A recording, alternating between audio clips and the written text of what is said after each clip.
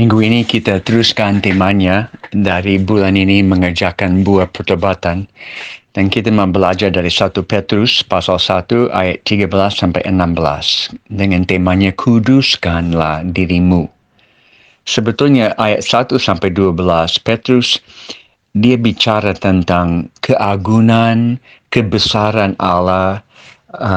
Mungkin dengan ini ayat 3.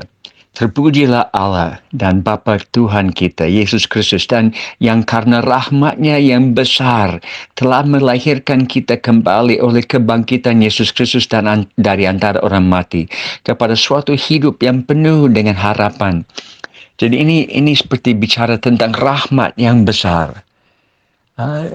Siapakah yang pendengar perkataan ini dari Petrus? Gereja yang dibawa aniaya. Itu mereka. Mereka dengar tentang keagungan, kebesaran, rahmat besar Allah. Dan mereka dibawa aniaya. Dan karena pada waktu susah, saudara, jangan melihat tantangan, tapi melihat Tuhan dan Dia akan jadi besar bagimu.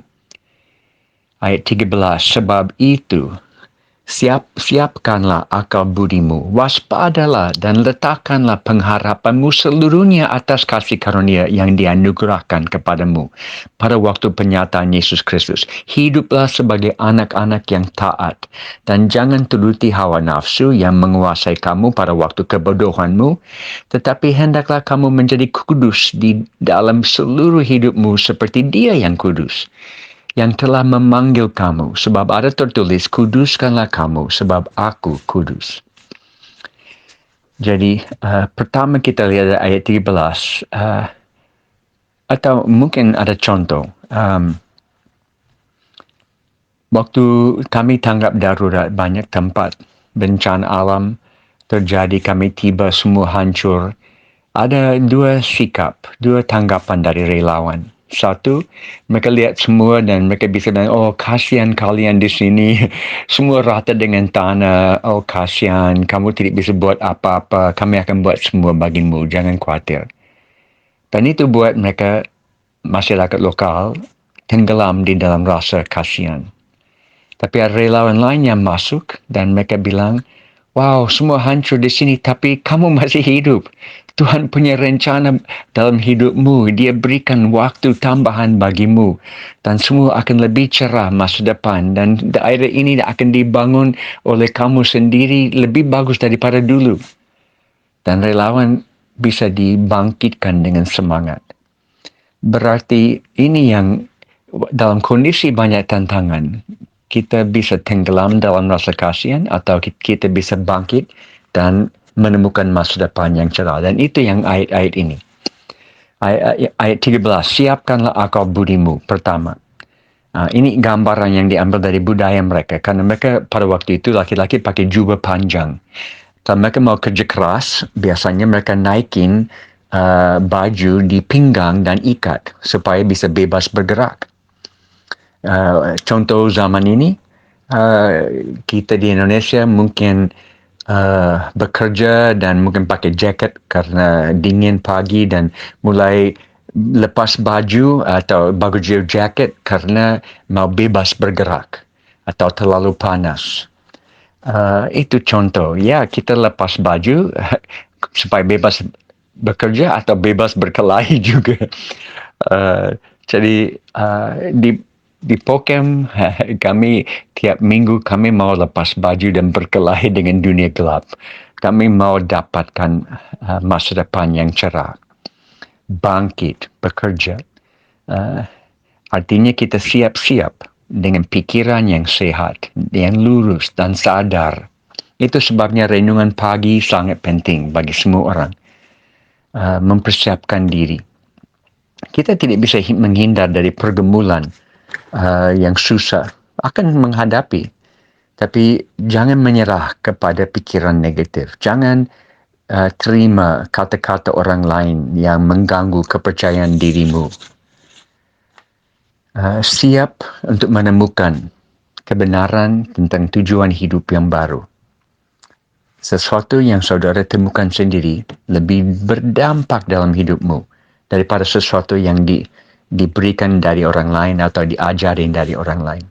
Tidak bisa pinjam kebenaran, bisa pinjam baju, bisa pinjam barang, tapi tidak bisa pinjam kebenaran. Lewat pergumulan yang berat, saudara belajar lebih berarti bagimu sesuatu kebenaran. Paling dekat, saudara paling dekat dengan Tuhan kapan? Mungkin kita semua jawab, pada waktu kita rasa terjepit dalam kesusahan. Dan itu waktu kami ketemu Tuhan dekat. Yang 13 juga, waspadalah. Jangan kehilangan keseimbangan, tidak stabil, mau jatuh. Ini bisa dua arti, bisa seperti orang yang minum mabuk karena kepercayaan diri diganggu. Mungkin dia gagal, ditantang, lalu dia lari ke minuman karena kepercayaan diri diganggu. Tidak stabil. Atau mata tidak perhatikan semua di sekitarnya. Seperti orang yang naik motor dan dia tidak perhatian. Dia mau angkat tangan, hey sobat, di pinggir jalan, dan dia tabrak mobil di depan. Tidak waspada. Jadi waspada bukan takut-takut, jaga-jaga, tapi jangan dibawa dengan arus. Waspada bahwa Tuhan buka pintu dan tidak mau kehilangan kesempatan bersama dengan Tuhan.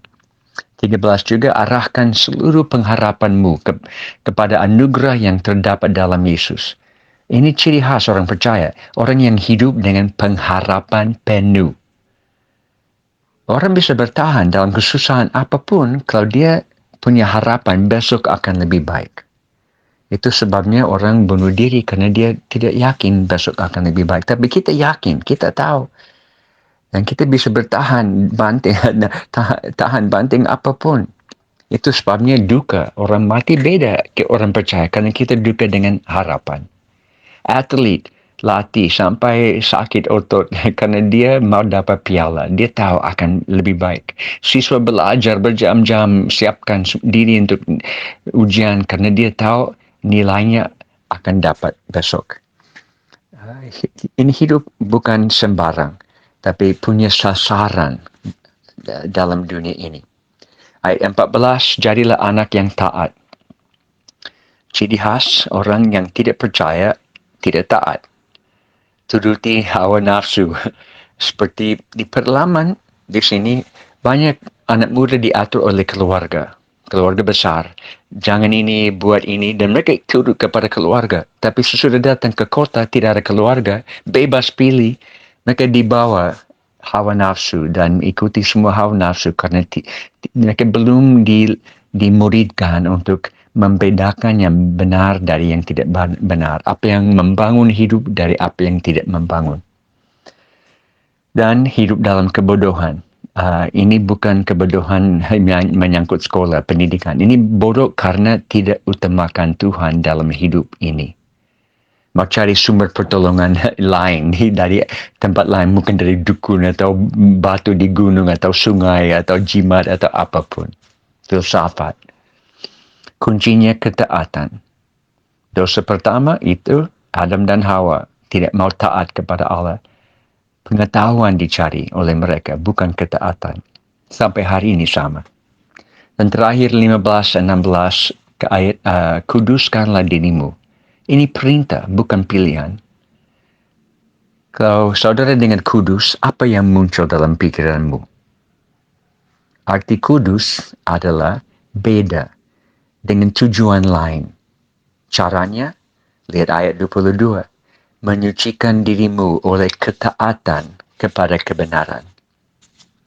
Setiap kali saudara di persimpangan jalan, harus pilih sesuatu. Ingat, memilih taat dan membuat, kali berikut akan lebih mudah taat dan membuat. Tapi kalau saudara pilih tidak taat, itu juga akan buat kali berikut lebih mudah tidak taat.